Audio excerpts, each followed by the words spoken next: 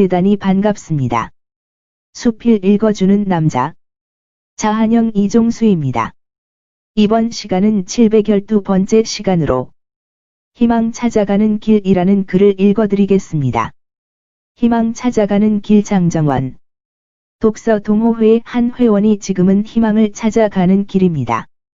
라고 하며 단톡방에 사진을 올려놓았다. 빛바랜 흑백 사진이었다.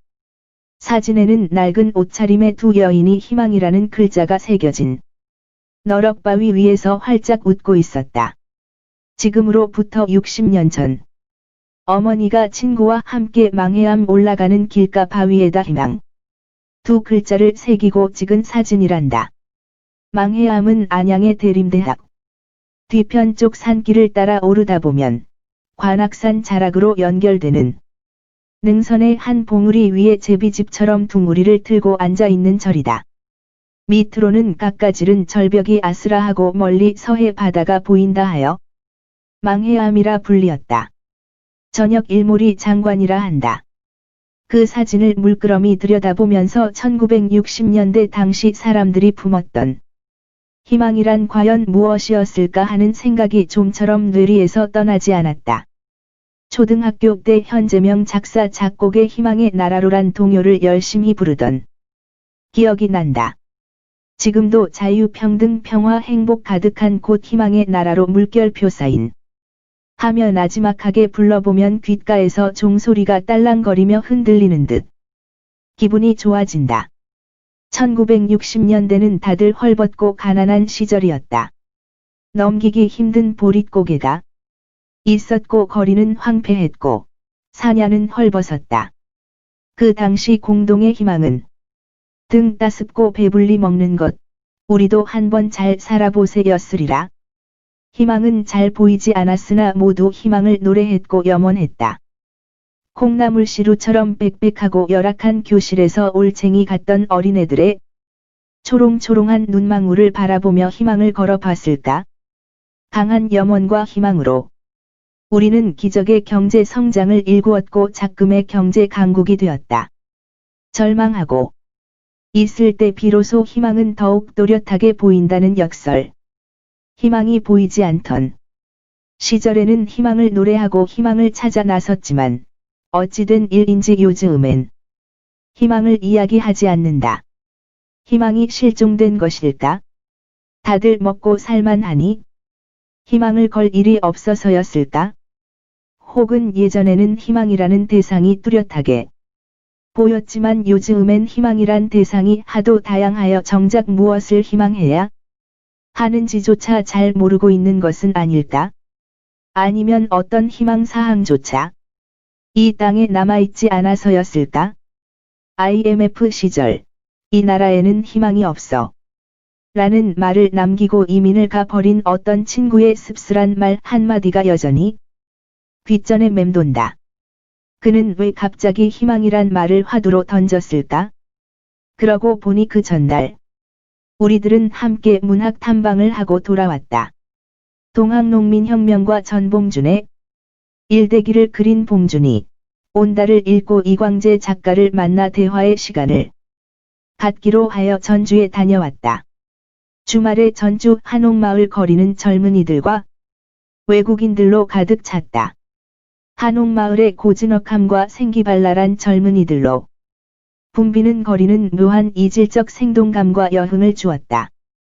수많은 젊은이들이 무더위임에도 불구하고 예쁜 한복을 차려입고 거리를 누비는 모습이 낯설지 않고 친근했다. 오래된 미래를 표방하는 전주 한옥마을은 과연 단순한 과거애로의 복귀나 추억의 장소로만 머물러 있지 않고 미래로 열려져 있는 젊은이들의 거리였다. 마당 한 곁에 깊은 우물이 있는 한옥집에서 차와 음식을 시켜 먹으며 이광재 작가의 이야기를 들었다. 봉준이 온다는 이광재 작가가 오랜 기간 동안 전봉준의 발자취를 따라 답사하며 수많은 자료를 수집하고 이를 고증했던 사람들의 기록과 경험이 녹아있는 책이다. 그의 말 속에는 전봉준에 대한 애정과 동학농민혁명에 대한 확고한 진실성과 신념이 자리 잡고 있다.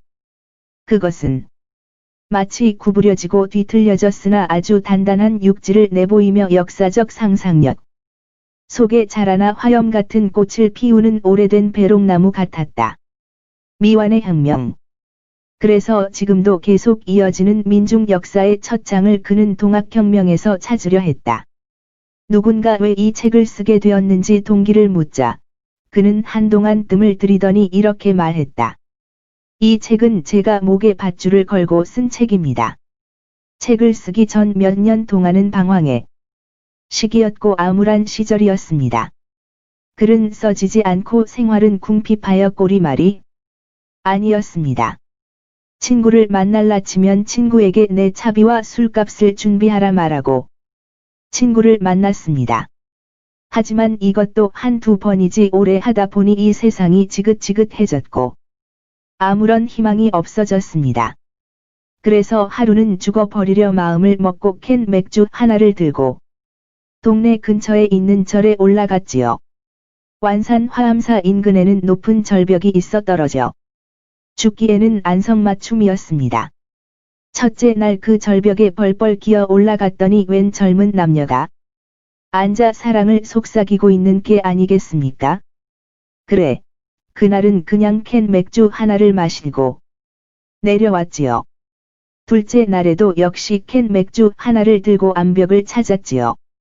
캔 맥주를 마시면서 살아야 할 이유와 죽어야 할 이유를 저울질하며 한참을 앉아 있었는데 저 멀리 아스라한 절벽 밑에서 솔개 한 마리가 힘차게 바람을 가르고 날아오더니 골짜기를 한 바퀴 돌고 이내 허공 속으로 사라졌습니다. 비상하는 생명의 약동. 눈물이 흐르고 이내 머뭇거리는 동안 술이 깨어 산을 내려왔습니다. 세 번째 날에도 역시 캔 맥주 하나를 달랑 들고 절벽을 찾았습니다. 죽느냐 사느냐 한참을 앉아 있었더니 멀리서 함성이 들리더군요. 분노하고 절규하는 민중들의 함성, 그리고 일제의 총칼 앞에 맥없이 쓰러져 갔던 민초들의 처절한 목소리가 들려왔습니다. 그래, 그들에게 어떤 희망이 있었을까? 비록 미완의 혁명이었지만 그 희망이 불씨처럼 꺼지지 않고 여지껏 이어져 왔다는 것을 누군가는 말해야 해. 내가 써야만 해. 그래서 다시 글을 쓰기로 결심하고 산에서 내려왔습니다. 이렇게 목에 밧줄을 메고 글을 썼습니다. 자리가 숙연해졌다. 누군가가 그때 캔 맥주가 아니고 소주병이었다면 절벽에서 살아 내려오지 못했을 거려하고 농담을 건네자 좌중은 비로소 웃음바다가 되었다. 희망이란 절망의 골짜기에서 솟구쳐 날아오르는 한 마리 새 같은 것이고 얼어붙은 대지를 뚫고 돋아나는 새싹 같은 것이리라. 단테의 신곡에는 지옥문 입구에 이런 글씨가 쓰여 있다. 여기에 들어오는 자 모든 희망을 버릴지어다. 영원히 절망 속에서 사는 것 얼마나 무시무시한 말인가. 그러니까 이 말은 곧 희망이 없는 세상은 지옥이라는 말이기도 하다. 그리스 신화에는 판도라의 상자 이야기가 있다.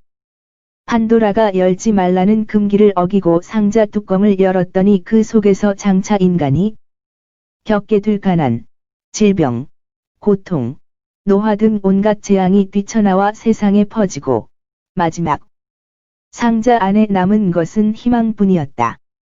그 뒤로 인간들은 갖가지 불행에 시달리면서요. 희망만은 고이고이 간직하게 되었다고 한다. 이 말을 뒤집으면 누구나 희망이 있으면 어떠한 고통이라도 감내하고 극복할 수 있다는 말이기도 하다. 희망은 현재의 것이 아니라 미래에 도래하는 그 무엇이며 비전이다. 그러나 그 희망은 현재에 닿아 있어야 한다. 희망은 지금 구체화된 염원이고 바램이다. 그 씨앗은 반드시 현재에 심겨져야만 한다. 그래서 내일 세상이 멸망할지라도 오늘 나는 한 그루의 사과나무를 심겠다. 라고 말한 스피노자의 말을 사람들은 좋아한다. 당신의 희망은 무엇인가? 좋으면 좋아요, 구독, 알림 설정 눌러주세요. 감사합니다.